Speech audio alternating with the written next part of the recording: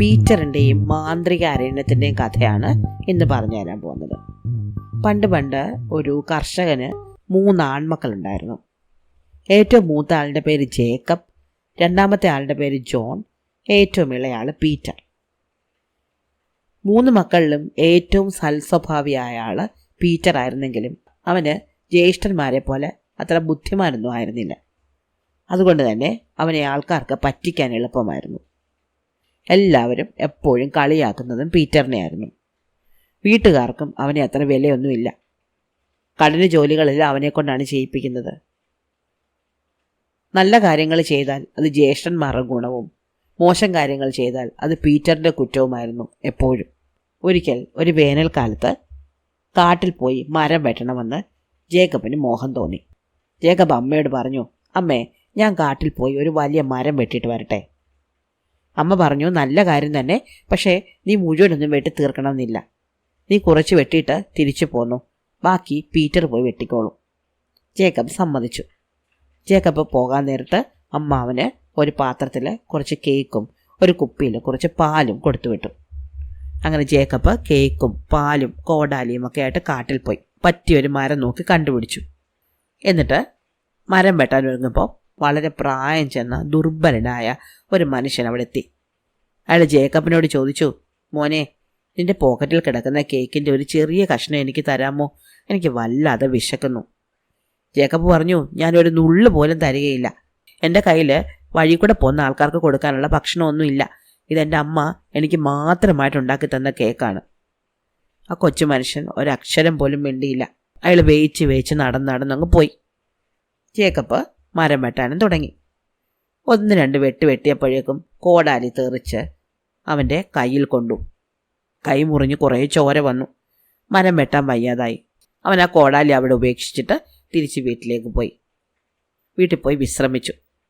അപ്പോൾ രണ്ടാമത്തെ മകനായ ജോൺ പറഞ്ഞു, ജ്യേഷ്ഠൻ എന്തായാലും ഒരു മരം വെട്ടി തുടങ്ങിയല്ലോ, ബാക്കി ഞാൻ വെട്ടിത്തീർക്കാം. അപ്പോൾ അമ്മ പറഞ്ഞു, മോനെ, നീ മുഴുവൻ വെട്ടണമെന്നൊന്നുമില്ല, നീ കുറച്ച് വെട്ടിയാൽ മതി, ബാക്കി പീറ്റർ വെട്ടിക്കോളും.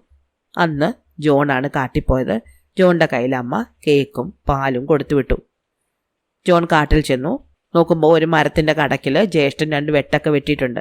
ഈ മരം തന്നെയാണ് ജ്യേഷ്ഠൻ വെട്ടാൻ തുടങ്ങിയെന്ന് അവന് മനസ്സിലായി. കോടാലിയും അവിടെ തന്നെ ഉണ്ടായിരുന്നു. അവൻ ആ കോടാലിയൊക്കെ എടുത്ത് മരം വെട്ടാൻ തുടങ്ങിയപ്പോൾ വൃദ്ധനായ മനുഷ്യൻ അവിടെ എത്തി. അദ്ദേഹം പറഞ്ഞു, മോനെ, എനിക്ക് വല്ലാതെ ദാഹിക്കുന്നു, നിന്റെ കയ്യിലിരിക്കുന്ന പാലിൽ കുറച്ച് എനിക്ക് തരുമോ? അവൻ പറഞ്ഞു, ഇല്ല, ഞാൻ തരില്ല, ഇതെൻ്റെ അമ്മ എനിക്ക് മാത്രം കുടിക്കാൻ തന്നു വിട്ടതാണ്. വൃദ്ധൻ വേച്ച് നടന്നു പോയി. ജോണാണെങ്കിൽ മരം വെട്ടാൻ തുടങ്ങി. കോടാലി തെറിച്ച് അവൻ്റെ കാലിലാണ് കൊണ്ടത്. കുറേ ചോര പോയി. അവൻ അവിടെ കിടന്ന് നിലവിളിച്ചു. അപ്പോൾ കുറച്ച് അപ്പുറത്തുണ്ടായിരുന്ന കുറേ മനുഷ്യരൊക്കെ കൂടെ ഓടി വന്ന് അവനെ പിടിച്ച് വീട്ടിൽ കൊണ്ടുപോയി ആക്കി. അമ്മ പീറ്ററിനെ വിളിച്ചു. എന്നിട്ട് പറഞ്ഞു, പീറ്ററെ, നിന്റെ ജ്യേഷ്ഠന്മാർ 2 പേരും മരം വെട്ടാൻ പോയിട്ട് മുഴുവനാക്കാൻ പറ്റിയിട്ടില്ല. ആ മരം മുഴുവൻ നീയാണ് വെട്ടി തീർക്കേണ്ടത്. പീറ്റർ പറഞ്ഞു, അതിനെന്താ അമ്മേ, ഞാൻ പോയി വെട്ടിക്കൊണ്ട് വരാം. പീറ്ററെ പോകാൻ ഇറങ്ങിയപ്പോൾ അമ്മ അവന് കുറച്ച് ഉണക്ക റൊട്ടിയും കുറച്ച് വെള്ളവുമാണ് കൊടുത്തു വിട്ടത്. പീറ്റർ അതുമായിട്ട് കാട്ടിലേക്ക് പോയി. കാട്ടിൽ ചെന്നു. ജ്യേഷ്ഠന്മാർ കുറച്ച് വെട്ടി ബാക്കി വെച്ച മരം കണ്ടുപിടിച്ചു. കോടാലി അവിടെ തന്നെ ഉണ്ടായിരുന്നു. അവനതെടുത്ത് വെട്ടാൻ തുടങ്ങിയപ്പോൾ ആ വൃദ്ധനായ മനുഷ്യൻ വീണ്ടും എത്തി.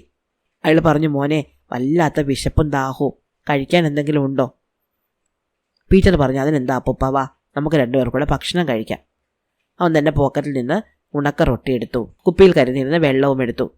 പകുതി വൃദ്ധനും പകുതി അവനും പങ്കിട്ടെടുത്തു. ഉണക്ക റൊട്ടിയാണെങ്കിലും അത് വായിൽ വെച്ചപ്പോൾ വളരെ രുചികരമായി തീർന്നതായിട്ട് പീറ്ററിന് തോന്നി. അത്രയധികം രുചികരമായ റൊട്ടി അതുവരെ പീറ്റർ കഴിച്ചിട്ടേ ഇല്ലായിരുന്നു. അവൻ അത്ഭുതത്തോടെ അപ്പൂപ്പനോട് പറഞ്ഞു, ഇന്നലെയും ഞാൻ ഇതേ റൊട്ടിയാണ് കഴിച്ചത്, അതിന് ഇത്ര രുചി ഇല്ലായിരുന്നല്ലോ. വൃദ്ധൻ സ്നേഹത്തോടെ ചിരിച്ചു. എന്നിട്ട് അവനോട് പറഞ്ഞു, പീറ്റർ, നീ ഒരു നല്ലവനാണ്. നിനക്ക് ദയ നിറഞ്ഞൊരു ഹൃദയമുണ്ട്. അതുകൊണ്ട് ഞാൻ നിനക്കൊരു രഹസ്യം പറഞ്ഞുതരാം. നീ മരം വെട്ടി കഴിയുമ്പോൾ ബാക്കി വന്ന കുറ്റിയിലേക്ക് നോക്കണം. അത് പൊള്ളയായിരിക്കും. അതിനുള്ളിൽ വിചിത്രമായ ഒരു ജന്തു കാണും. ആ ജന്തുവിനെ നീ കൊണ്ടുപോയി രാജാവിന് കൊടുത്താൽ നിനക്ക് തീർച്ചയായിട്ടും അതിനൊരു പ്രതിഫലം കിട്ടും. പിന്നെ ഒരു കാര്യമുണ്ട്, നീ നിന്റെ കയ്യിൽ കിട്ടുന്ന ജന്തുവിനെയും കൊണ്ട് നടന്ന് കൊട്ടാരത്തിലേക്ക് പോകുമ്പോൾ ആരെങ്കിലുമൊക്കെ വന്ന് അതിനെ തൊടാൻ ശ്രമിക്കും. അപ്പോൾ അത് ശബ്ദം ഉണ്ടാക്കും. ശബ്ദം ഉണ്ടാക്കുമ്പോൾ നീ മുറുക്കെ പിടിച്ചോ എന്ന് പറയണം. നീ തിരിഞ്ഞു നോക്കുകയേ വേണ്ട, മുറുക്കെ പിടിച്ചോ എന്ന് മാത്രം പറഞ്ഞാൽ മതി. അപ്പോൾ ഇത് ശബ്ദം ഉണ്ടാക്കുന്നത് നിർത്തും. ഇത്രയും പറഞ്ഞിട്ട് വൃദ്ധൻ കാട്ടിനുള്ളിലേക്ക് നടന്നുപോയി. പീറ്റർ കോടാലിയെടുത്ത് സർവശക്തി ഉപയോഗിച്ച് വെട്ടി വെട്ടി ആ മരം താഴെയിട്ടു. മരക്കുറ്റിക്കുള്ളിൽ വട്ടത്തിലുള്ള വലിയൊരു പോടുണ്ടായിരുന്നു. പീറ്റർ നോക്കുമ്പോൾ വിചിത്രമായ ജന്തുക്കളൊന്നും അതിനുള്ളിലില്ല.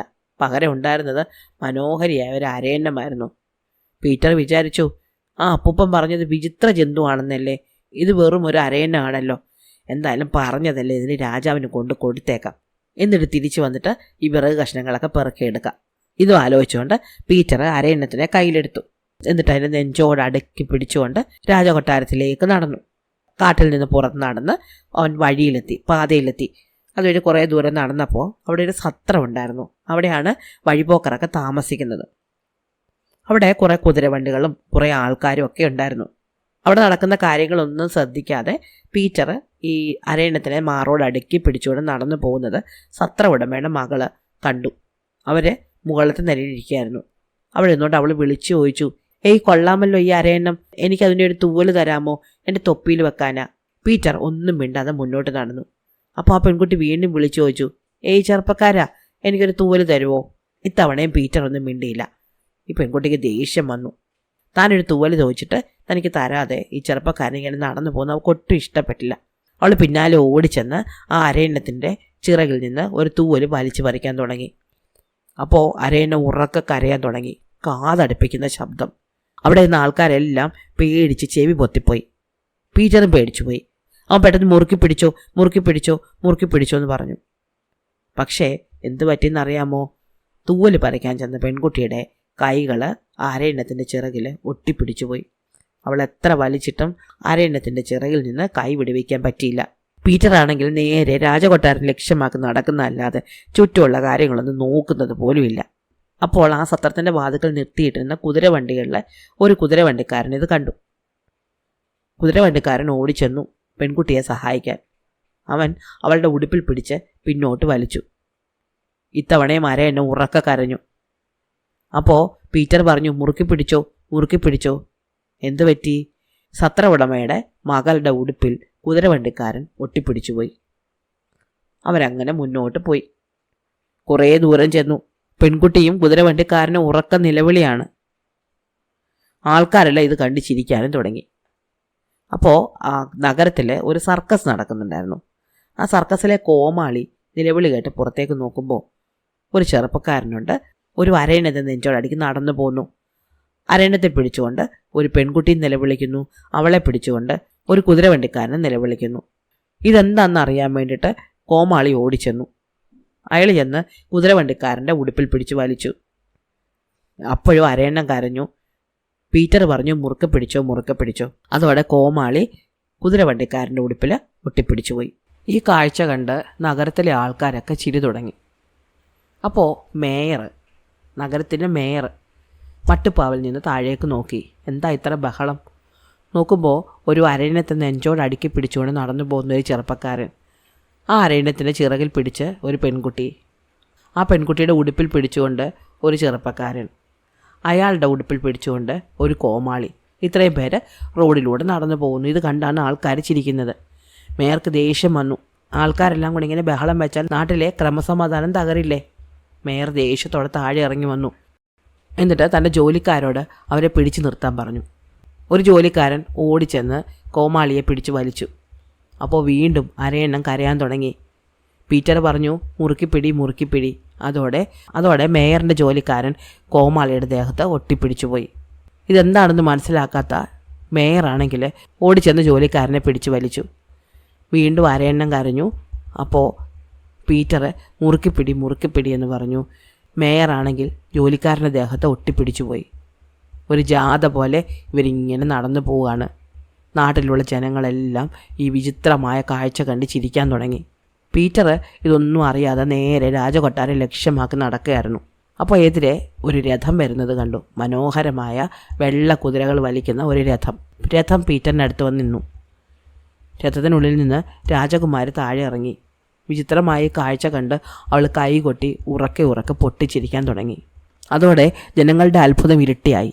രാജകുമാരി ചിരിച്ചേ എന്ന് പറഞ്ഞ് അവർ ആഹ്ലാദിക്കാൻ തുടങ്ങി. വിവരമറിഞ്ഞ് രാജാവും രാജ്ഞിയും ഓടിയെത്തി. രാജകുമാരി വളരെ കാലമായിട്ട് ചിരിക്കാതിരിക്കുകയായിരുന്നു. അവളെ ചിരിപ്പിക്കുന്നവർക്ക് തക്കതായ പ്രതിഫലം കൊടുക്കും എന്ന് രാജാവ് വിളംബരം ചെയ്തിട്ടുണ്ടായിരുന്നു. രാജാവ് പീറ്ററിനോട് ചോദിച്ചു, നിനക്ക് എന്ത് പ്രതിഫലമാണ് വേണ്ടത്? ഒന്നുകിൽ നിനക്ക് ഞാൻ 1000 സ്വർണ്ണ നാണയങ്ങൾ തരാം, അല്ലെങ്കിൽ നിനക്ക് ഞാൻ ഒരു തുണ്ട് ഭൂമി തരാം. നിനക്ക് എന്താ വേണ്ടത്? പീറ്റർ പറഞ്ഞു, എനിക്കൊരു തുണ്ട് ഭൂമി മതി. ഇതും പറഞ്ഞുകൊണ്ട് അവൻ മെല്ലെ ആ അരയണത്തിൻ്റെ തലയിലും തലോടി. അതോടെ സത്രക്കാരൻ്റെ മകളും കുതിരവണ്ടിക്കാരനും കോമാളിയും മേയറിൻ്റെ ജോലിക്കാരനും മേയറും ഒക്കെ സ്വതന്ത്രരായി. അവർക്ക് എങ്ങനെയെങ്കിലും അവിടുന്ന് രക്ഷപ്പെട്ടാൽ മതിയായിരുന്നു. അവരെല്ലാവരും ഓടി രക്ഷപ്പെട്ടു. രാജകുമാരി പീറ്ററിൻ്റെ അടുത്തേക്കെത്തി. അരയണത്തിന് പതുക്കെ തലോടി. പക്ഷേ ഇത്തവണ അരയണ ഉറക്കെ കരഞ്ഞില്ല. അത് രാജകുമാരിയോട് ചേർന്നിരുന്നതേ ഉള്ളൂ. രാജകുമാരി അതിനെ പതുക്കെ തൻ്റെ തേരിൻ്റെ മുന്നിലേക്ക് നിർത്തി. കുറച്ചു നേരം അവിടെ നിന്ന് കളിച്ചിട്ട് അത് ആകാശത്തേക്ക് പറന്നു പോയി.